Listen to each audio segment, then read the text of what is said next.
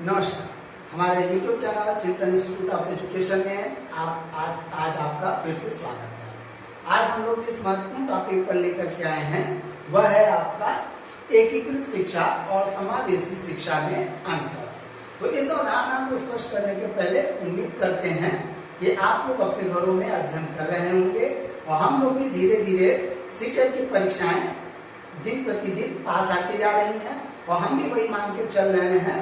लगभग एग्जाम का डेट, क्योंकि सरकार की तरफ से कोई अलग से नोटिफिकेशन नहीं आया हुआ अभी, क्लियर नोटिफिकेशन, तो इसलिए उसी डेट को मानते हुए आप अपनी तैयारियों को पूरा करते हैं। अभी हम साइकोलॉजी और पेडागोजी के क्लासेस पे हम लोग पूरी तरह से फोकस कर रहे हैं और टॉपिक ऑन डिमांड स्कीम, जो कि आपको बार बार बोला जाता है कि जो आपके तरफ से मांग आती है कि सर बहुत इंपॉर्टेंट टॉपिक को बताइए, सीटेट की एग्जाम में कौन किन टॉपिक्स की वजह से दुविधाएं पैदा करता है, किन टॉपिक्स की वजह से निकाल नहीं पाते हैं बच्चे, तो उन्हीं टॉपिक्स का उनकी तरफ से फेसबुक के माध्यम से, व्हाट्सएप के माध्यम से, है ना, और मेल कमेंट बॉक्स के माध्यम से बच्चे संपर्क करके उन चीजों से पूछा जा रहा है कि सर इन टॉपिक्स पर चर्चा करेंगे। तो हम भी आपसे उम्मीद यही करते हैं कि आप लोग अपने घरों में बैठकर, जैसे हम लोग भी अपने घरों से ऑनलाइन क्लासेस के माध्यम से आपसे पूरी तरह से रूबरू हैं और उम्मीद करते हैं कि आप लोग अपने घरों में अध्ययन करते रहेंगे।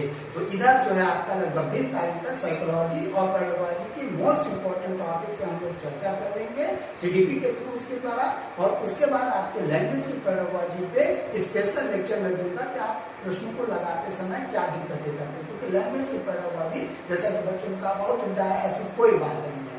आपको जो बताया जा रहा है, जो बहुत ज्यादा घबराया जा रहा है, ऐसी कोई बात नहीं है। आप तैयारी करेंगे, तैयारी आप लगातार करते रहिए, एक टाइम टेबल बनाइए, उसको करते रहिए, आसानी से आप पूरे सीटेट को क्लियर कर लेंगे।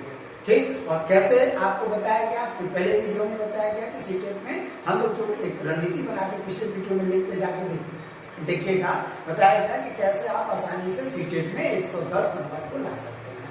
और हमारी वीडियो, ये हमारे कॉन्सेप्ट हम लोग बड़ी मेहनत के बाद लाते हैं। अगर आपको अच्छा लगता है तो प्लीज इसको सब्सक्राइब कर लीजिए चैनल को और ज्यादा से ज्यादा इसको शेयर करने की कोशिश करेंगे। चलिए, तो आज हम लोग जिस टॉपिक पर चर्चा करते हैं एकीकृत शिक्षा और समावेशी शिक्षा। तो पहले इस चीज को उदाहरण क्लियर कर दूं कि ये हमेशा से प्रश्न रहा है कि जो विशिष्ट बालक हैं उनको सामान्य बच्चों के साथ किस प्रकार की शिक्षा दी जाए।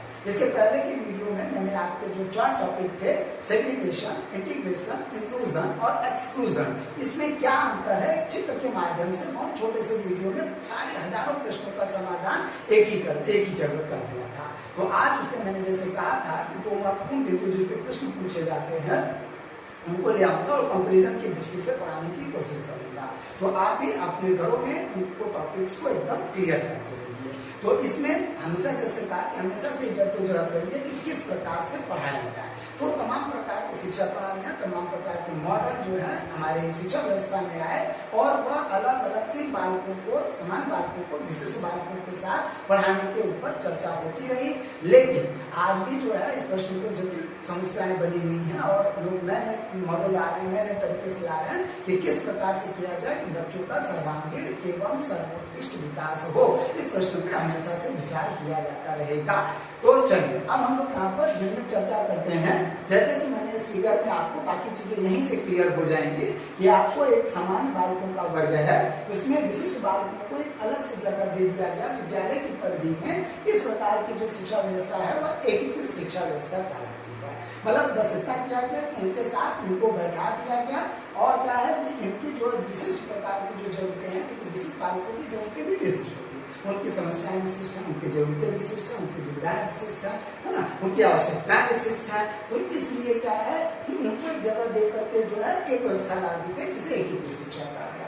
लेकिन चूंकि यह भेदभाव उनके आधार पर थी और उसमें उनकी, मैंने जरूर से बताया कि जरूरतें, आवश्यकताएं, है ना, समस्याएं, है ना, दुविधाएं, ये सब अलग है, तो इसलिए इनका ध्यान नहीं रखा गया। और क्या है कि उनमें एक भेदभाव की भावना पड़ी रखी है, वहां पे तो नहीं समझ आता है, लेकिन जब वो समाज के अंग के रूप में जाते हैं तो उन्हें कई चीजों का, दिक्कतों का सामना करना पड़ता है और हीन भावना होती है। तो इसी भावना को खत्म करने के लिए जो लेटेस्ट में जो आपकी शिक्षा व्यवस्था की बात की जा रही है वो क्या है, इंक्लूसिव एजुकेशन या समावेशी शिक्षा। समावेशी शिक्षा या इंक्लूसिव एजुकेशन, इंक्लूड करने से, जैसे इंक्लूड शब्द से बना हुआ है तो इंक्लूड मतलब समावेशित कर दिया गया है ना, समाहित कर दिया गया। तो इस प्रकार में यानी जब इन सामान्य बालकों को, जैसे क्या है कि सामान्य बालकों के साथ विशिष्ट बालकों को एक ही कक्षा में उनकी विशिष्ट आवश्यकताओं के ऊपर ध्यान देते हुए एक अलग पाठ्यक्रम की व्यवस्था की गई। तो इस प्रकार की शिक्षा प्रणाली को कहा गया समावेशी शिक्षा प्रणाली, समावेश कर दिया गया, लेकिन उनकी विशिष्टता को ध्यान रखा।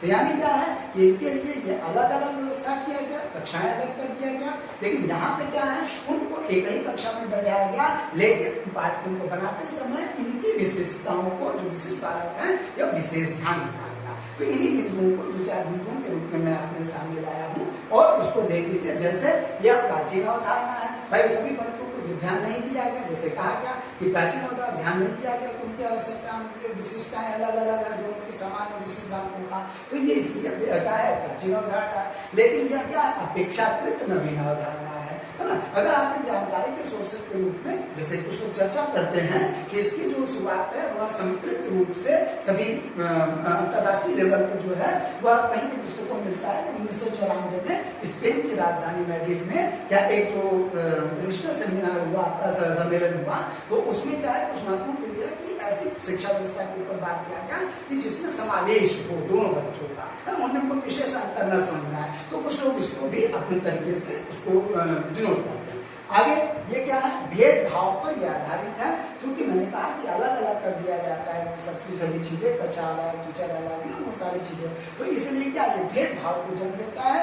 जबकि ये क्या है भेदभाव है, भाई सभी बच्चे अगर एक साथ बैठेंगे सामान्य विशिष्ट बालक, तो क्या होगा उनके अंदर भेदभाव की भावना, हीन भावना, आपका है ना इंफीरियरिटी कॉम्प्लेक्स जिसको आप करते हैं तमाम तरीके से, वह क्या होगा अपने आप दूर हो जाएगा। चलिए आगे क्या है, विकास के लिए समान अवसर क्या करती है प्रदान नहीं करती है ना। यहाँ पे समान अवसर, यहाँ पे प्रदान, ये छूट क्या है, ये समान अवसर क्या करती है प्रदान नहीं करती, क्योंकि अलग अलग है। तो समान अवसर कैसे प्रदान करेंगे, तो ये विकास के क्या करती है सभी बालकों को सभी प्रकार की सुविधाओं से युक्त करके उनको विकास के समान अवसर देती है। इसीलिए प्रश्न पूछा गया है कि एनसीएफ 2005 या आरटी 2009 में वह किस शिक्षा संकल्पना पर जोर दिया गया है, तो वह कौन सा दिया गया है समावेशी शिक्षा। इसी प्रश्न के इर्द गिर्द मैक्सिमम एग्जाम्स में प्रश्न पूछे गए हैं। आज आपको इसके संबंधित जितने प्रश्न पूछे गए हैं वह सब मैं एक ही लेक्चर में लाने की कोशिश किया हूँ। इसके पहले के भी वीडियोस में मैंने आपके कई ऐसे टॉपिक्स को केवल सीटेट, केवीएस, एनवीएस, डीएसएसबी है ना, और क्या कहते हैं जितने प्रकार के एग्जाम्स में एजुकेशन से रिलेटेड पॉइंट्स को सबको एक साथ ला करके एक ही लेक्चर में लाने का मैं कोशिश करता हूँ। उम्मीद करता हूँ कि ये सारे बच्चे क्या है लाभ उठाएंगे इसका। आगे क्या है व्यक्तिगत विभिन्नता पर ध्यान नहीं देता, क्यों, जैसे आवश्यकता, समस्या, मैंने बताया ना इनकी दुविधा, आवश्यकता, समस्याएं, जरूरतें, ये सब क्या होती है विशिष्ट की अलग अलग होती है। तो इसमें क्या है कि व्यक्तिगत विभिन्नता पर यह ध्यान नहीं देती। और आज का जो साइकोलॉजी है वो क्या करता है इंडिविजुअल डिफरेंस की बात है ना, कि आपको इंडिविजुअली सभी लोग डिफरेंस है, इसलिए उस तरीके से शिक्षा व्यवस्था देनी है कि हर बालक की कमजोरियों को, हर बालक की खामियों को, हर बालकों के डिफिकल्टीज को देखते हुए क्या किया जाए शिक्षा की व्यवस्था किया जाए। इसलिए यह बेटर क्यों है, क्योंकि यह व्यक्तिगत विभिन्नता पर जोर देती है। साथ ही साथ एक महत्वपूर्ण आपका क्या है कि नेक्स्ट क्या है कि विशिष्ट बालकों के सुविधा के अनुसार संरचना नहीं भाई, चूंकि क्या है कि यह आपका भले अलग कर दिया, लेकिन यहाँ विशिष्ट बालकों की विशेष सुविधाओं का ध्यान नहीं रखा गया। वो मान के चला गया कि चलो ठीक है व्यवस्था कर दी, लेकिन यहाँ पे क्या है कि विशिष्ट बालकों की सुविधा अनुसार ही संरचना की व्यवस्था किया गया। जैसे HI बालक है, ब्लाइंड बालक है, विकलांग बालकों के लिए रैंक की व्यवस्था किया गया, इनके लिए अलग व्यवस्था किया गया ना। तो इसलिए क्या है कि इनका इस चीज का ध्यान रखा गया। आगे क्या अलग से कोई स्पेशल एड्स नहीं प्रदान किए जाते हैं। जैसे मैंने आगे बताया कि विशिष्ट बालकों को उनकी आवश्यकताएं, उनकी समस्याएं, उनकी दुविधाएं, उनकी जरूरतों को ध्यान में रखते हुए अलग अलग प्रकार के एड्स दिए जाते हैं। जैसे HI बालकों के लिए हेयरिंग एड्स हैं आपका, है ना, और ब्लाइंड बालकों के लिए या तमाम बालकों के लिए बुक्स हैं, ड्रिल्स की अलग अलग प्रकार से व्यवस्था की जाती है, ट्रेन टीचर रखे जाते हैं ना। तो इस तरीके से क्या है कि व्यवस्थाएं अलग की जाती है। आगे क्या है पाठ्यक्रम का साधारण व रेगुलर पाठ्यक्रम के लिए फॉलो करता है लगभग सभी के लिए। इसीलिए क्या है कि थोड़ी सी कमियां हैं। इन कमियों को दूर करने के लिए बालकों को एक साथ पढ़ाया जा रहा है, लेकिन विशिष्ट बालकों को ध्यान में रखते हुए विशिष्ट प्रकार के पाठ्यक्रम की संरचना की जाती है, उनको जो प्रैक्टिस करवाई जाती है ना, वो सारी चीजें बुक्स जो इस तरीके से अलग संरचना की जाती है। तो इसलिए क्या है, यह शिक्षा व्यवस्था अपेक्षाकृत इसकी अपेक्षाकृत ये वाली क्या नई व्यवस्था है।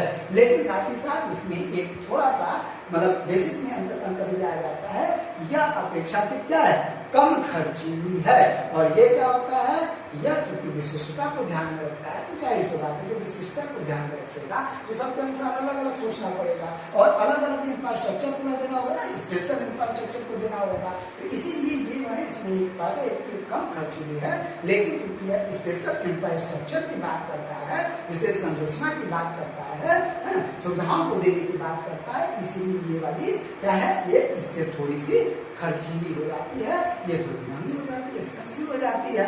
तो ये आज आपके क्या थे, महत्वपूर्ण टॉपिक से महत्वपूर्ण बिंदु थे, जिसपे जो प्राय एग्जाम में सभी दोनों बिंदु के लिए पूछे जाते हैं।